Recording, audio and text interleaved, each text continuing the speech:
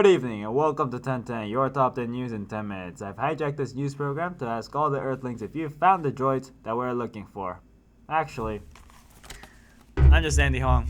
I can't quite see straight through this. I can't see my finger here, but I can see here. No wonder these guys couldn't aim. Happy Halloween, guys! I'm not out trick-or-treating, obviously. Oh, all this light. Probably my hair's terrible too. But I do expect the bag of candy shipped to our studio by next week from all of our viewers. No exceptions. Just kidding. But then again, don't mind if you do send some. Anyways, let's get to our news. This week has been a bad one for aviation. On Wednesday, a Dynamic Airways Boeing 767 bound for Caracas, Venezuela caught fire on the left engine while preparing for takeoff at Fort Lauderdale Airport in Florida. There were no fatalities, but 17 were taken to the hospital for injuries. The investigation is mostly focused on the maintenance record since the plane in question was built 29 years ago in 1986. Meanwhile, just today, a Russian Airbus A321 went down over Egypt with 224 people on board. There were no survivors. Russian investigators are looking into Metrojet, the company that owned the 18-year-old plane, for possible leads on what sent the plane down. Technical difficulties are the main suspects here, as the pilot did report malfunctions. ISIS must be pretty desperate for attention, as they claimed responsibility despite there being no evidence whatsoever supporting their claims. After a year of American airstrikes, President Obama has ordered American Special Forces troops on Syrian soil. About 50 troops are planned to operate full-time in-country as advisors, in contrast to the combat troops we had before, who infiltrated ISIS targets and returned to safe positions.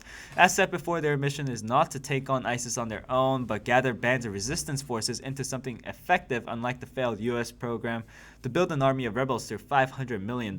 With the boots on the ground, airstrikes flying out of bases in Turkey are planned to escalate from, according to CBS, 6 from a few weeks ago to 24. Russia already has troops deployed in Syria, so U.S. forces will need to be cautious to avoid direct confrontation with them. The war intensifies by the week, and the civilian suffering continues, as Katie June reports. Katie? Thanks, Andy. There have been many heart-wrenching or heartwarming stories of refugee families fleeing from Syria's regime for their own safety. The story of a Kurdish family who had been stuck in the Moscow airport for 50 days certainly counts as a heart-wrenching story. Hassan Abdo Ahmed and Mohammed, his wife, and his 4 children were planning on moving to Russia, but when they were about to embark on their trip, the government denied their visas on the claim that they were fake. Mohammed and his family are Syrian Kurds who fled the civil war that has left 300,000 people dead and forced 10 million people from their homes. The family could not turn back and return to their home, for it is too dangerous, which left them with no choice but to set up camp at Moscow's airport and wait. The temporary home consists of air mattresses spread on the floor, suitcases pushed against the walls, and a loud sign saying, "Please don't touch our things because we're living here." Mohammed's family situation lightened up slightly when, after 44 days of sleeping on the ground of the airport, the United Nations and a non-governmental organization convinced the Russian authorities to let the family spend nights in a hotel near the terminal. Mohammed's lawyer said that the Syrian government checked out the family's passports and said that they were, in fact, authentic, and now the Russian authorities are now investigating passports and should be coming to the decision soon. The family's 13-year-old son, Ranas Mohammed, reaches out to the public through a video asking for their help in any way, shape, or form because all they want to do is live a normal life. Back to you, Andy. Thank you, Katie. In Bucharest, Romania, at least 27 died when a fire started in a nightclub, making it one of the most deadly fires in the country's recent history. The country is now in 3 days of mourning, and the president, Klaus Johannes, visited the injured. Fires in nightclubs are not uncommon. In 2013, more than 230 were killed in a nightclub fire in Brazil.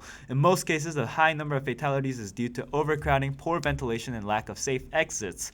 These types of accidents will keep happening until nightclub owners put the safety of their customers first and make sure that their structures are fit.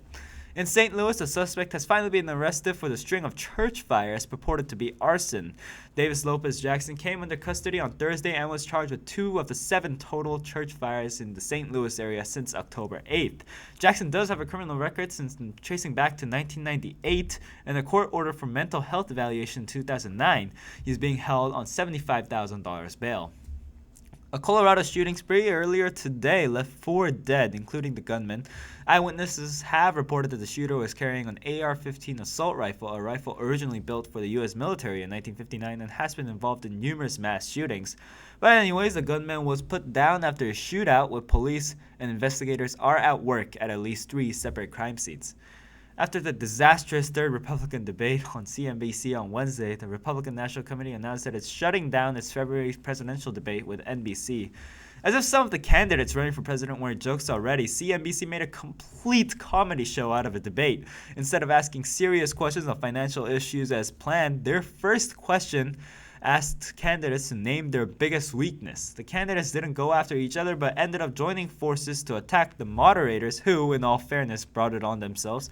Ted Cruz received perhaps the biggest applause of the night for deriding the media as a whole for failing to ask important questions. It's easy to bash on the media. CNBC just made it that much easier. But there was one news that sent people everywhere, no exceptions, around the world despairing.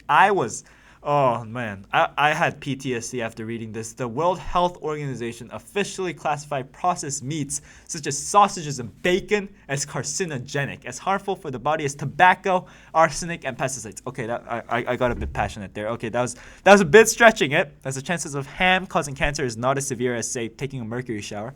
But it's cold, hard science that any meat salted, fermented, cured, or smoked causes an increase in colorectal cancer, and that red meat, beef, pork, veal, and everything that makes life worth living is possibly carcinogenic based on 800 separate studies. But then again, everything except caprolactam, the stuff used to make synthetic fibers in your nylon yoga pants, is classified as unknown, possibly carcinogenic, or carcinogenic. So you don't need to go vegetarian yet.